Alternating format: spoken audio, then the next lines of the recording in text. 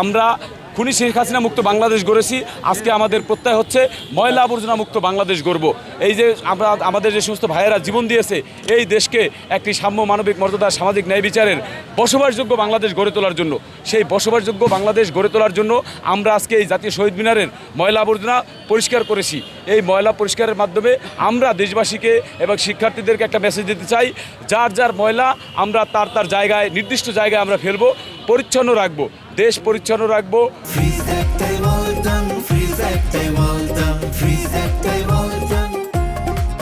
তা আমাদের রাস্তাঘাট পরিচ্ছন্ন রাখবো, আমাদের প্রাঙ্গণ পরিষ্কার রাখবো, আমাদের খেলার মাঠ পরিষ্কার রাখবো, আমরা আমাদের শিক্ষাঙ্গন পরিষ্কার রাখবো। পরিষ্কার পরিচ্ছন্ন থাকলে আমাদের পরিবেশ সুন্দর থাকবে, আমরা নির্মল বায়ু পাবো এবং আমাদের চলাফেরা আমাদের সব কিছুই পরিবেশ বান্ধবভাবে আমরা করলে আমাদের এই একটি জলবায়ু পরিবর্তনের যে অভিঘাত এবং এই যে হঠাৎ বৃষ্টি গরম এই যে ধরনের ক্লাইমেটের যে ইমব্যালেন্স পরিস্থিতি, সেই ইমব্যালেন্স পরিস্থিতি থেকে আমরা আমাদের প্রিয় বাংলাদেশকে রক্ষা করতে পারবো। আমরা আজকের এই পরিচ্ছন্নতা অভিযান পরিচালনা করেছি। এইখানে আমরা কিন্তু পরিবেশ বান্ধব যে ব্যাগ, সেই ব্যাগ আমরা ব্যবহার করেছি। লাইফলাইন ওয়েলফেয়ার এই যে লজিস্টিক এই যে ব্যাগগুলো করছে, তো আমরা এই পচনশীল এটা কিন্তু আমরা ব্যবহার করেছি।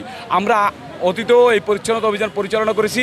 আপনারা জানেন যে মাননীয় প্রধানমন্ত্রী জনাব তারেক রহমান পরিচ্ছন্নতার উপর গুরুত্ব দিচ্ছেন এবং গাছ লাগানোর উপর গুরুত্ব দিচ্ছেন। তিনি 25 কোটি গাছ লাগানোর লক্ষ্যমাত্রা নির্ধারণ করেছে। আমরা ইতিমধ্যে গাছ লাগানো শুরু করেছি। আমরা কয়েকদিন আগে 1000 গাছ আমরা নিজেরা লাগিয়েছি।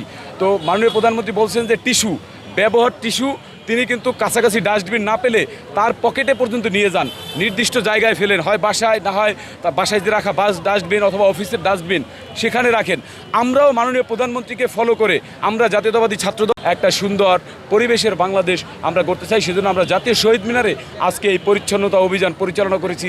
জুলাই গণঅভ্যুত্থানের 2য় বর্ষপূর্তিতে আমরা সকল শিক্ষার্থীদের আহ্বান জানাই যে আপনারা সবাই এই পরিচ্ছন্নতায় শরিক হন।